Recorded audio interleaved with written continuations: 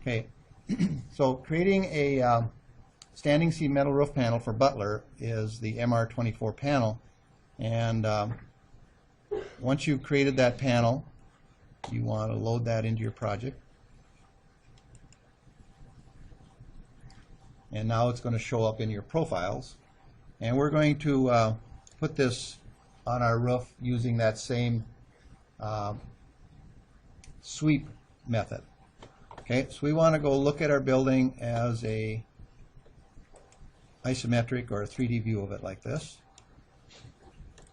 And again, I want to change it to a just a hidden view of it. But if we recall back to when we put our purlin and panel roof on our building before, we actually have a metal panel up there. It just doesn't show, right? So if I click on this roof and go look at the properties of that roof, it's a basic roof, 9.5-inch purlin roof, we said. And I'm going to edit the type. So I want you all to do this. Edit the type. Go to the structure. And on the structure, we have inside the core, we have the purlin, or girt, that's 9.5 inches. And above that, we have the 1.25-inch metal panel. Well, if we're going to put a standing seam metal panel on, we have to take this one off. So let's click on that one and delete it. So now our roof changed. We got rid of the metal panel, and the only thing we have on it now is the purlin.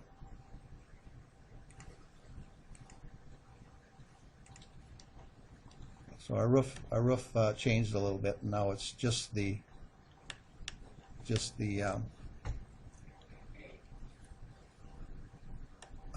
girt, or the purlin is all that's showing up there.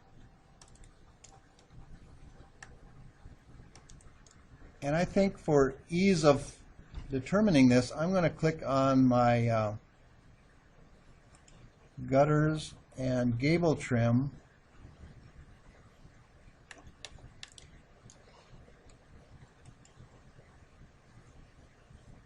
Just on this end probably, and hide them in the view temporarily.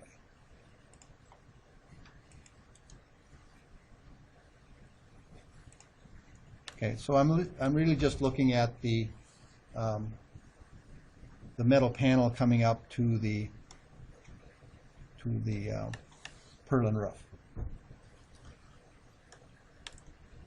So while we're in this view, I'm going to go to Component, Model in Place, and we're going to model in place another roof component. And I'm going to call it my MR-24.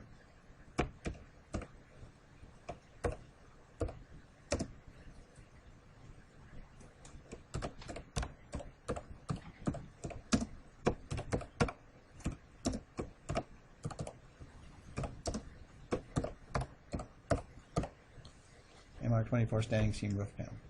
Okay, and then I'm going to create another sweep.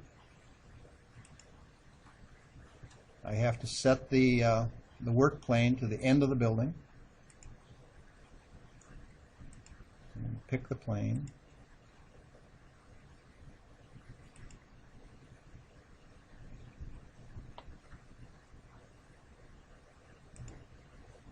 And I want to make sure I'm on the right plane, so I'm going to show the plane.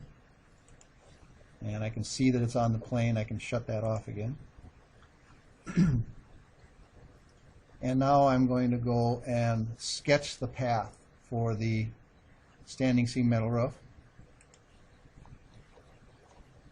And I'm going to lock on to this corner. I'm going to go up and lock on to the peak. Now make sure you're getting right on the peak or your roof won't be right. And I'm going to go back over, and we're not going all the way to the gutter, we're just going to the corner of the building. And we've sketched the path that we're going to put our panel on. Okay?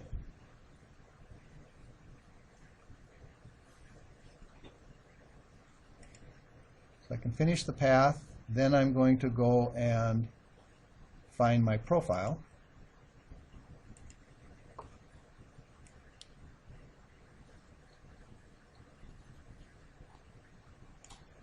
MR-24 standing seam profile, and I put it on the path. So it automatically puts it on those crosshairs. But look what happened to mine. It's standing up instead of laying on the roof, right?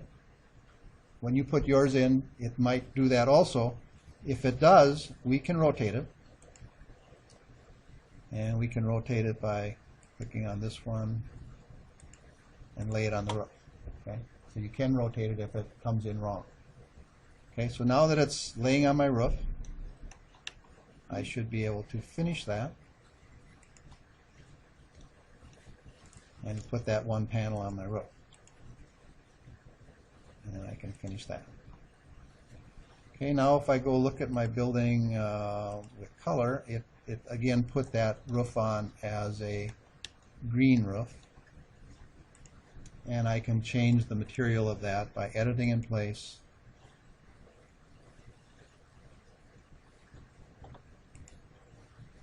And going to the category, and I could create a new category, make it a galvanized roof if I wanted to, or a white roof, or I can match my gutters, which I'm going to do here, and I'll say OK, and now it's a brown roof. Now in my case here, you'll see that it looks a little gray here, like I have that I probably have that. I probably didn't grab exactly on the right corner down here when I put that on. And I'm just going to finish that. So I must have this profile line, sweep line, a little bit too low, and I probably have to move that a little bit. I'm going to look at it from the east end.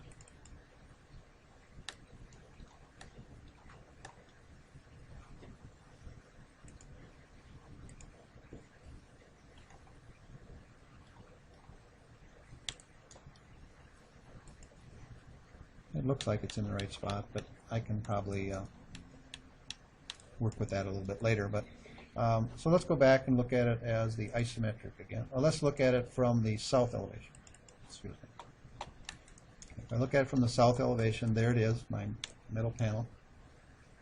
And now I should be able to copy that multiple times from this location to this location. Well, it won't because what? It's locked, I suppose, huh? It's locked to that.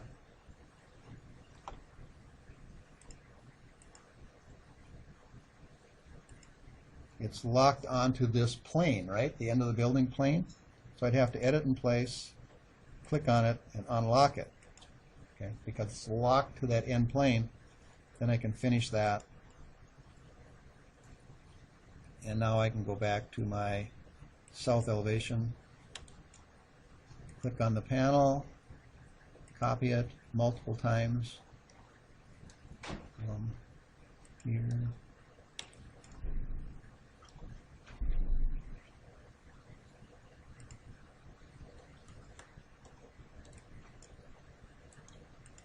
And so on. Just keep copying it down the roof until I have my entire roof done. Okay, so go ahead and do that. And if you have any trouble, I'll come around and help you. Okay, so once you get your roof on, it should end up showing you the standing seam metal roof, depending on which kind of view you're looking at it from. You'll see that. Now, on a set of drawings, would you have to do this? Could we, we could have just called out our roof as having 9.5-inch purlins and a MR-24 standing seam roof and put it in there, and you wouldn't have the lines on the roof and so forth. And you wouldn't have all these ridges showing up on your roof.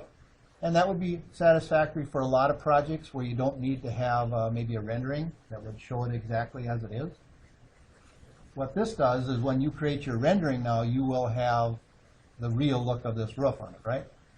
If you didn't put the profile of the standing seam metal roof on your rendering, you would just see a flat roof up there, which might be all right for some situations, but if you want to get really precise, you can do stuff like that.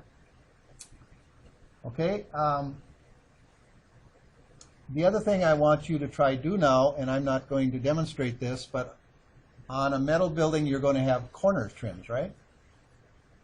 And our corner trims are going to be 4 inches each way of the corner.